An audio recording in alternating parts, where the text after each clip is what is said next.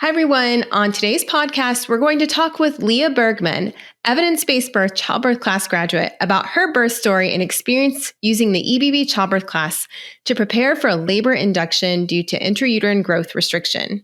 Welcome to the Evidence-Based Birth Podcast. My name is Rebecca Decker, and I'm a nurse with my PhD and the founder of Evidence-Based Birth. Join me each week as we work together to get evidence-based information into the hands of families and professionals around the world. As a reminder, this information is not medical advice. See ebbirth.com/disclaimer for more details. Hi, everyone, and welcome to today's episode of the Evidence-Based Birth Podcast. My name is Rebecca Decker, pronouns she, her, and I'll be your host for today's episode. Today, we are so excited to welcome a graduate of our Evidence-Based Birth Childbirth Class to share their birth story. Before we get started, I want to let you know that we will be talking about intrauterine growth restriction or fetal growth restriction, including the risk of stillbirth associated with that condition, and the use of medical interventions to medically induce labor. If there are any other detailed content or trigger warnings, we'll post them in the description or show notes that go along with this episode. And now I'd like to introduce our honored guest, Leah Bergman. Leah Bergman, pronouns she, her, is a new mom who recently made the decision to leave her full-time job as a church musician to dedicate more time to her family and raising her daughter. Leah received bachelor's degrees in cello performance and music education from The Ohio State University and attended Luther Seminary in St. Paul, Minnesota as a Master's of Sacred Music student. While living in the Twin Cities, she performed with various ensembles, including singing with the National Lutheran Choir. Originally from Iowa, Leah moved back to Iowa in 2016, where she has enjoyed playing her cello with local music and theater groups. When she's not involved in music or busy with her baby, Leah enjoys cooking, knitting, coloring, sewing, and going on walks with her husband Gunnar and their dog Winnie. Both Leah and Gunnar were graduates of the Evidence-Based Birth Childbirth Class with EBB instructor Anna Sitkowski. Leah, welcome to the Evidence-Based Birth Podcast. I'm so happy to be here. Thanks for having me. So tell me, when you were pregnant with your baby, how did you find out about evidence-based birth or the EBB childbirth class? So I actually found out about it before I was even pregnant. When my husband and I started trying to conceive, I happened to see a friend post on Facebook. She's a maternal health advocate in Iowa, and she posted about your book, Babies Are Not Pizzas. And I knew her, and she, I trusted her, and I thought the name of the book was so interesting that I went and downloaded it and listened to it while I was driving to and from work in my car. And then I said to my husband, you need to listen to this because it has so much good information for us to talk about when we start planning to have our baby. And then when we did get pregnant, when I asked our midwife about childbirth classes in the area, she said, well, have you heard about evidence-based birth? And I was like, oh, of course I have. I have the book. And so then I went online and looked for classes, and that's how we got into it. So you found Anna, and she's not in the same city as you, but she's kind of close geographically to where you are. As far as I know, there are no current EBB instructors in Iowa. I couldn't find any. So if there are any folks out there that want to be EBB instructors in Iowa, that's a need here. So they were just down in St. Louis, which is not too far. We were with two other lovely couples that were in St. Louis, but we were able to join remotely, which was wonderful. Yeah. And what made you decide to hire a midwife then? So at our hospital, actually, the university hospital, they have a really wonderful midwifery program within the hospital. So we were able to give birth in the hospital with midwives. If I had my ideal birth in a little bubble, I really would have wanted to do a home birth. But my husband was not really comfortable with that. So we kind of were able to meet halfway and give birth in a hospital with midwives, which was really a wonderful way to do it. And, because of, we'll talk about this later, but because of my need for induction and everything, I probably wouldn't have been able to give birth at home anyway. So we really loved being with the midwives at the university. Mm-hmm. And then when you got in the class with Anna, what was your experience like taking the class with Anna and the other families who are expecting? There was really a sense of openness and welcome of all types of people and birth experiences. It turned out that many of us kind of had the same wants for our birth experiences. We were really able to facilitate conversations openly about fears and questions about what was going on, and no judgment. And my husband and I really found it helpful, the format, especially like being on Zoom, but also having the homework beforehand. We were able to really have some good quality conversations between the two of us before getting into the Zoom classes too.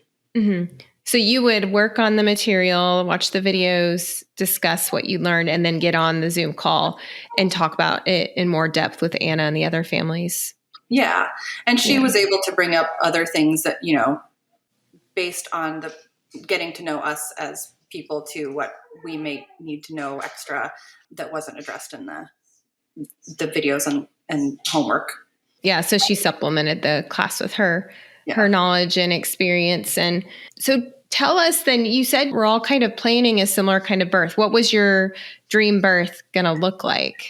Yeah. So my dream birth was going to be, very, no to low intervention birth. I was hoping to have, no continuous fetal monitoring and be as mobile as possible, have little distraction and all that kind of stuff. Go into birth spontaneously, and that didn't end up happening, but we'll get into it more. I did end up having a lot of the things that I wanted, even with getting induced. But my ideal was kind of as close to a home birth experience in a hospital as possible. Okay. Yeah. And your husband was on board with that. He was also interested in that. Yes. Yeah. He was really good about saying, I was the one that was going to be primarily doing this, so whatever I needed.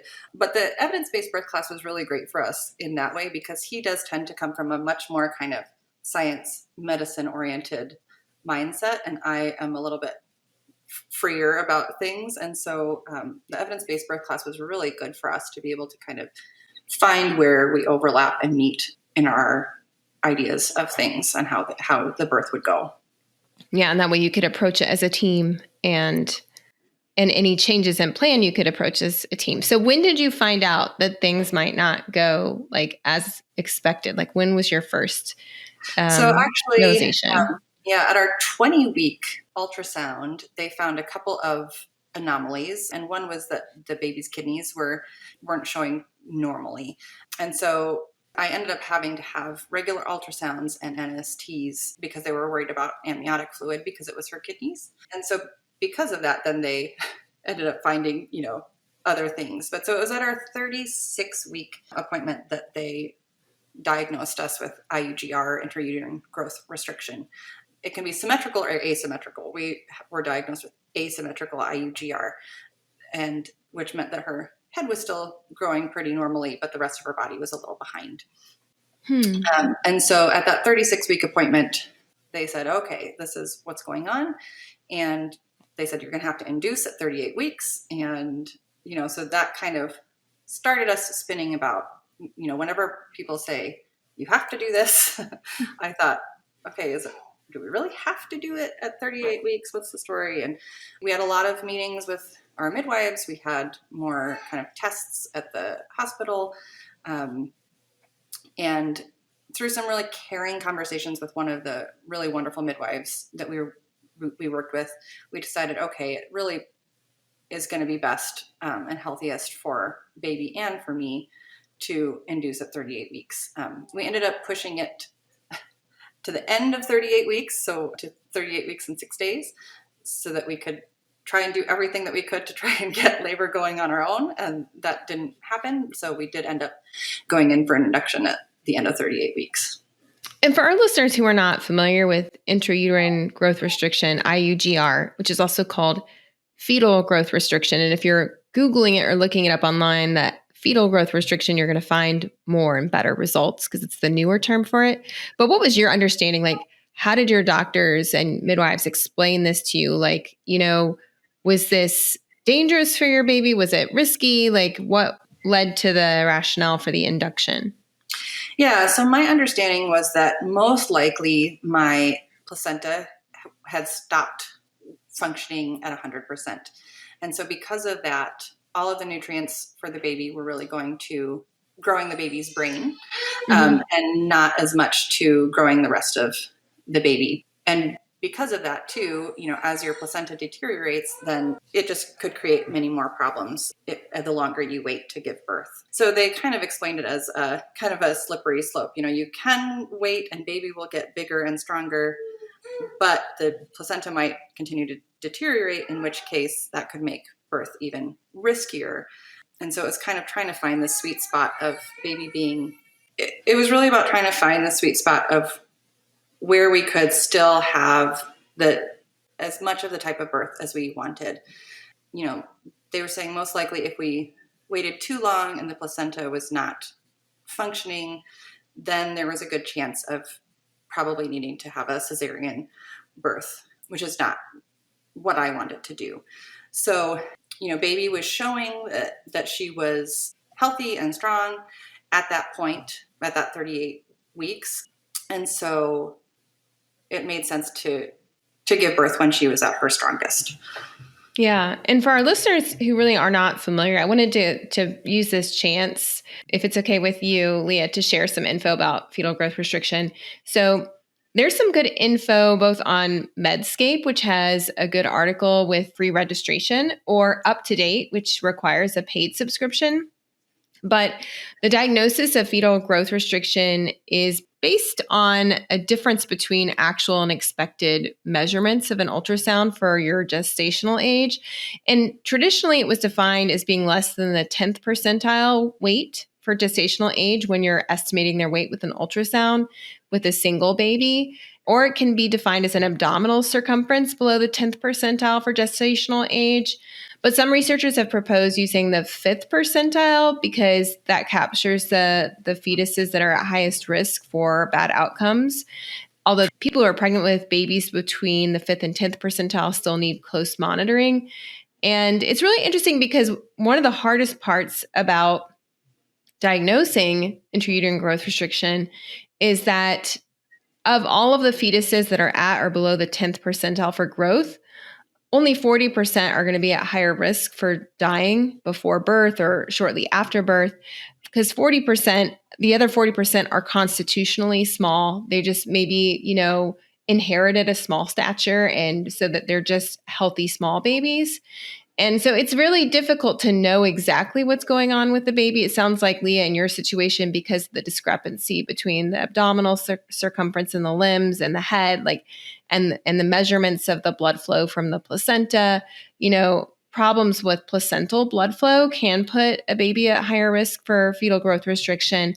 But there's a lot of causes of fetal growth restriction. It can be genetic problems with the baby or congenital problems with the organs. It can be a maternal infection, anywhere from toxoplasmosis to chicken pox and malaria. There's something called antiphospholipid antibody syndrome that can lead to fetal growth restriction, and preeclampsia with severe features can lead to it. Also, just any condition in general that results in low oxygen in the pregnant person or placental dysfunction.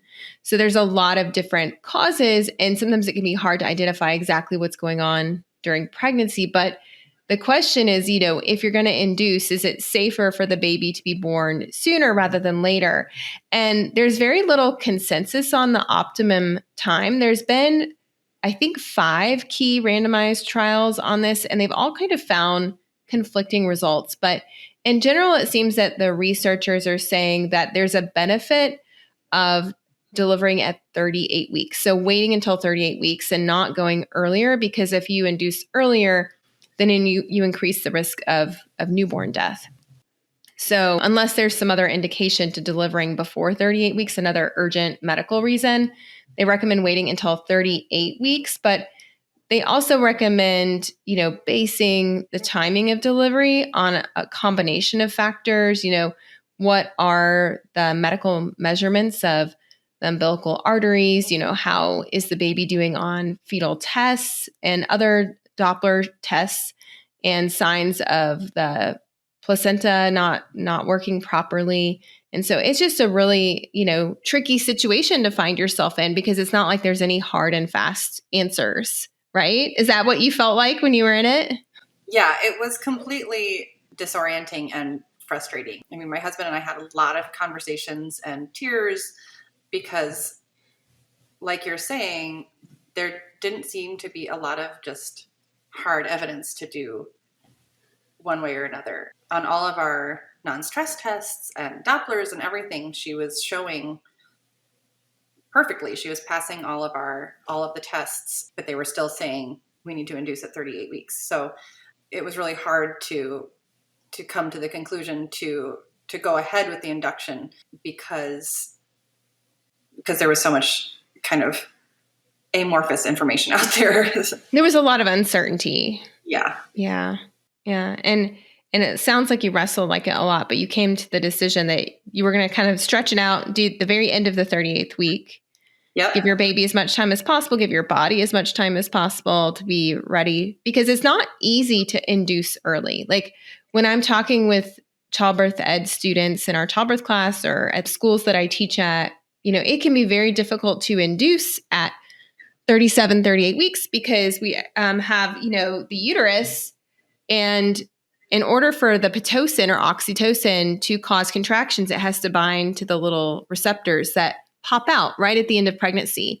So if you induce too early, there's no receptors. There's nothing for the Pitocin to latch onto, and you can't get contractions going. So it can be very difficult, especially with your first baby, to induce early.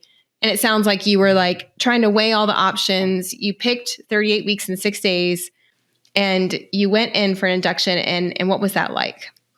So we went in for an induction on a Thursday night, and they gave me Cervidil, which, goes in the vagina and stays there for 12 hours. So my understanding is that for first-time birthing people, they tend to do that overnight so that they can just put it in and you sleep and it does its work. And then you wake up and they can hopefully start all of the other stuff to get labor going.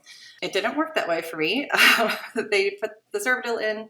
When they checked me in the morning, there was no change in my cervix. I ended up then having they can give 6 doses of Cytotec or misoprostol, and I had 5 of the 6 doses over the next kind of 24 hours. So I was at the hospital for 36 hours and still had 0 change in my cervix. Luckily, at that point, the kind of most advanced midwife came and most experienced midwife came in, and she said, we could send you home if you want to do that. It was a little bit taboo, we found out later, for them to send us home. They gave us the option. They didn't just send us, but we said, yeah, I think it would be great to go home, rest, come back and try again.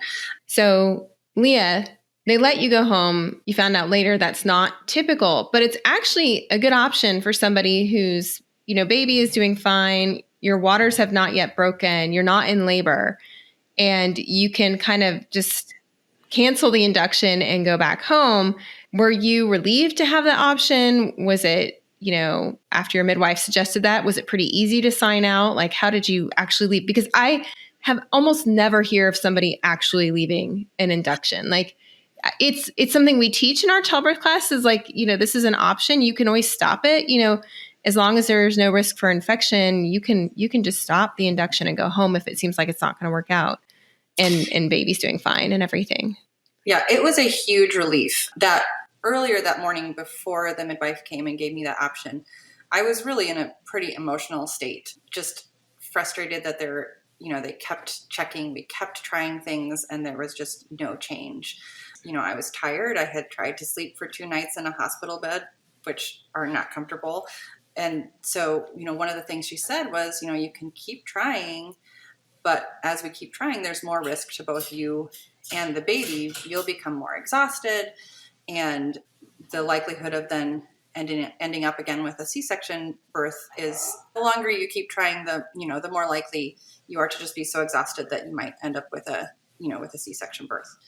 My husband and I both were so tired that when she gave us the option of going home, it was like, oh, we can do that? That sounds great.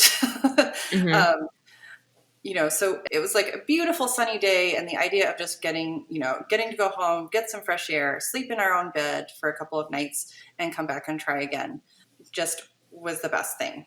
It ended up being really good for us. We came back for the second induction with a much better mindset, I think. And so it's one of the reasons I feel like it's unusual is because most people, when they check in for an induction, they kind of have these like expectations that it's going to go quickly and they will have a baby like in the next 24 hours. Like today's the day my baby's going to be born or tomorrow morning or something. Like, did you have those expectations or were you prepared for it to be a long kind of experience? I was prepared for it to be a long experience. I wasn't prepared for it to be 36 hours of basically nothing. No change. Yeah. And it seemed like, as the midwives kept checking me and there was no change, they were not really anticipating that there would be no change either. So I think that's part of what ended up getting me pretty emotional at the end there of that first induction. But it turned out that leaving, once the midwife and the OB on the floor gave us the okay to do that, it was really easy. I mean, they just discharged us and we were able to walk out. So it ended up being really easy and really good for us. So when did you come back to the hospital then? Yeah, so we left on a Saturday. We came back on Tuesday morning. We were really only gone for a couple of nights. And we went back in on a Tuesday and they clearly had been kind of thinking about me in the meantime and how to get labor going, get my cervix dilated. They ended up using something called dilators to dilate my cervix. What they explained them to us as is they're about the size of pencil lead and they insert them into the cervix and then they use reverse osmosis to interact with the fluid in your body to expand. And as they expand, they help expand your cervix. So they ended up putting 3 or 4 of them in. And then after those had done their work, they were able to get a Cook catheter in. And that ultimately is kind of what got labor going. So the medications were not successful. So they used something called Dilapan S, which we have covered on the EBB podcast. If you go to episode 153, we talk about the pros and cons of both the Dilapan S, and you mentioned a catheter. We talk about catheters for using mechanical pressure to dilate the cervix. So that's fascinating that, they did something that worked better for your body. And then what happened? Once they did those dilators, like I said, they were able to get the Cook catheter in. And if I remember right, that catheter was in overnight, and about 3 a.m, I started feeling contractions. So it's the first time birth. I was like, is it just cramping from the catheter? Didn't really know what was going on. Eventually it became clear that they were contractions. And then after they took that Cook catheter out, then they started Pitocin. And that really got labor going.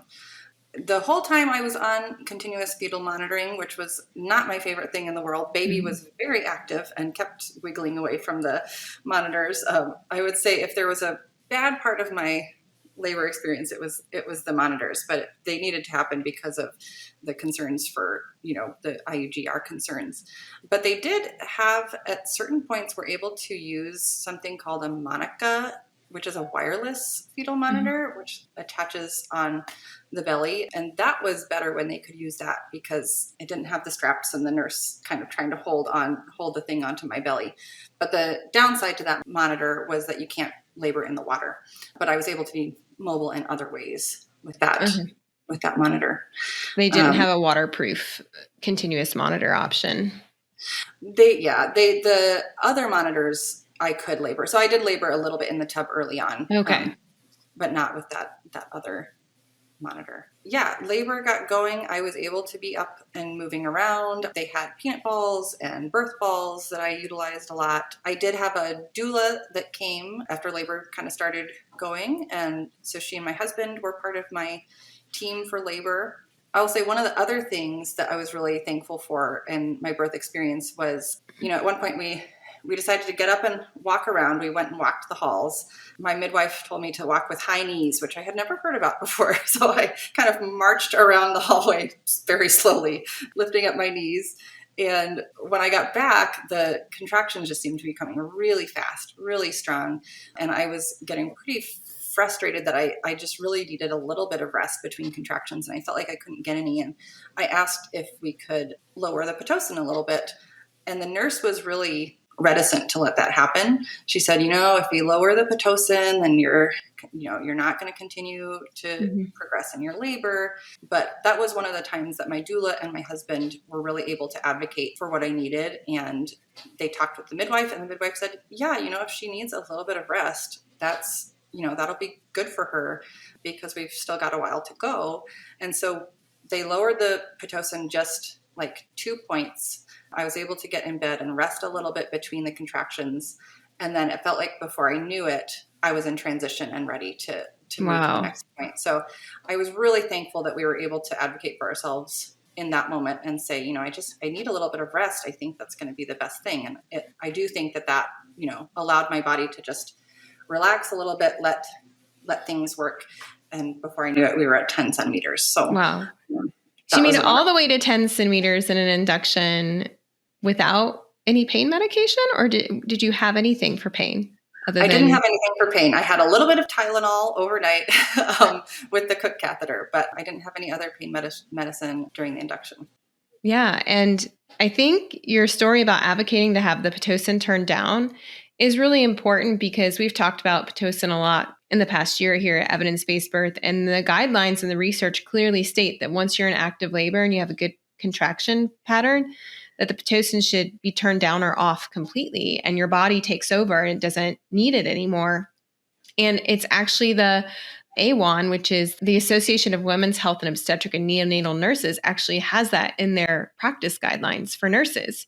So if they're telling you, no, it's really bad, we can't turn it down or we can't turn it off, that's actually, it goes against their organization's guidelines. So I think it's important for families and doulas and midwives and nurses to know that it's not only appropriate to turn it down when you reach active labor, it's evidence-based. So, but way to go to your team for advocating for you, because it sounds like it's what your body needed anyways. Yeah, I didn't know about that, but yeah, that's good to know. Well, your instincts were, spot on. Yeah, definitely. So you got to 10. What happened next?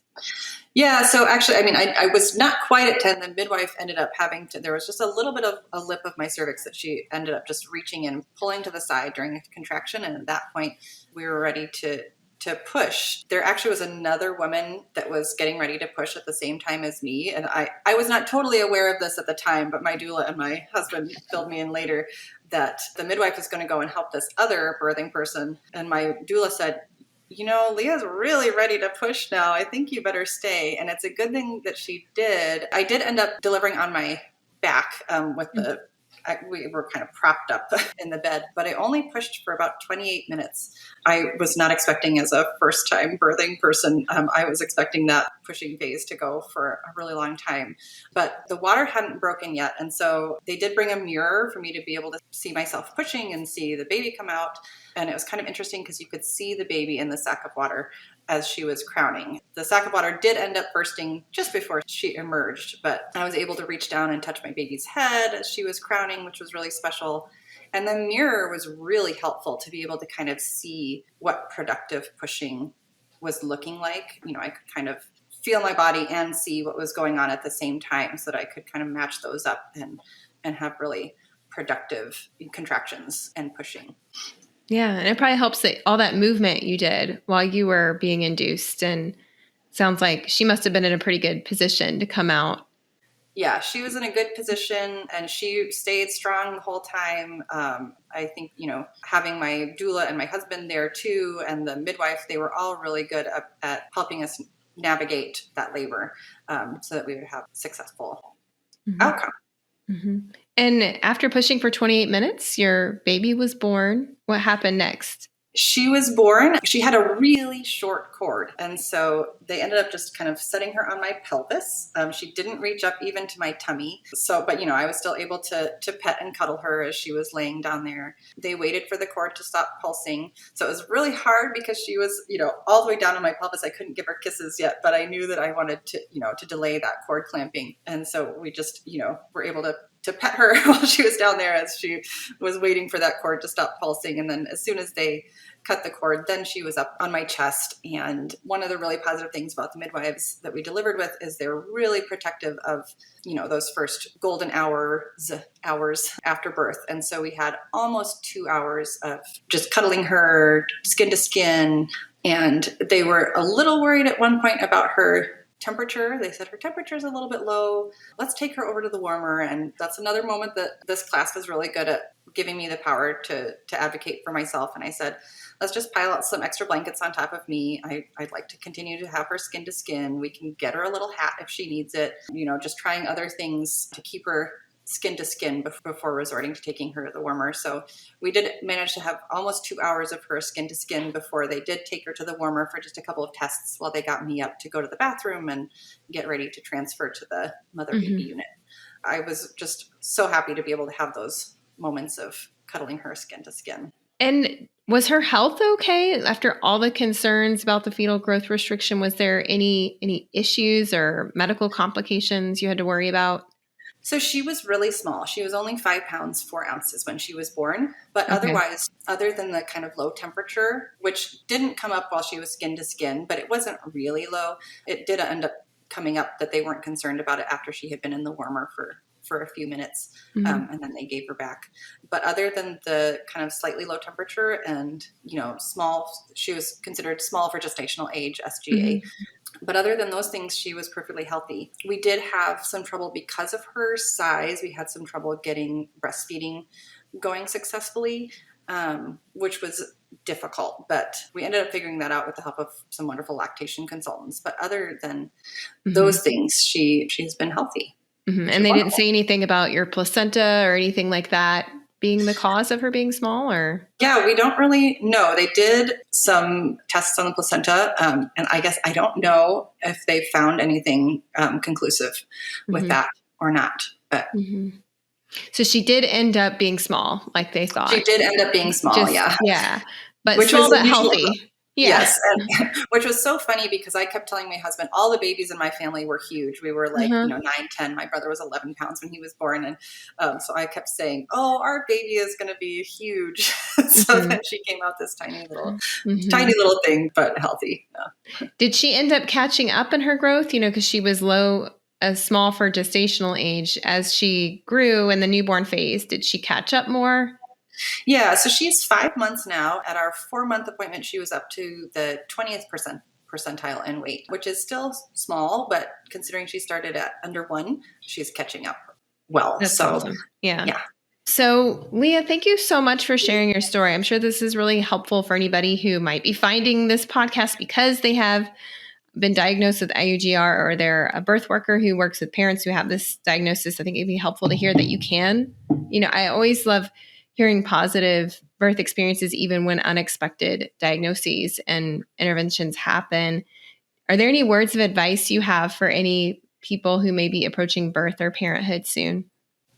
Yeah, I think just to kind of tag on to that, I think just to know that you can still have a really positive and empowering birth experience, even if it's not what you expected or if it doesn't start the way that you thought it might start. And that if you can still advocate for those things that you want to get it as close to the birth experience that you want, even amid unexpected things that are going on. Well, thank you again, Leah, for coming on the podcast and sharing your story. And I hope you're continuing to enjoy those snuggles with your beautiful baby. And we appreciate you coming on the podcast. Thank you so much. This podcast episode was brought to you by the Evidence-Based Childbirth Class. This is Rebecca speaking. When I walked into the hospital to have my first baby, I had no idea what I was getting myself into. Since then, I've met countless parents who felt that they too were unprepared for the birth process and navigating the healthcare system. The next time I had a baby, I learned that in order to have the most empowering birth possible, I needed to learn the evidence on childbirth practices. We are now offering the Evidence-Based Childbirth Class totally online.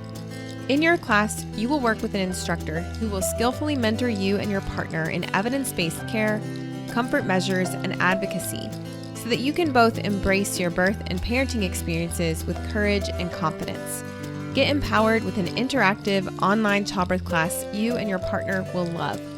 Visit evidencebasebirth.com/childbirth class to find your class now.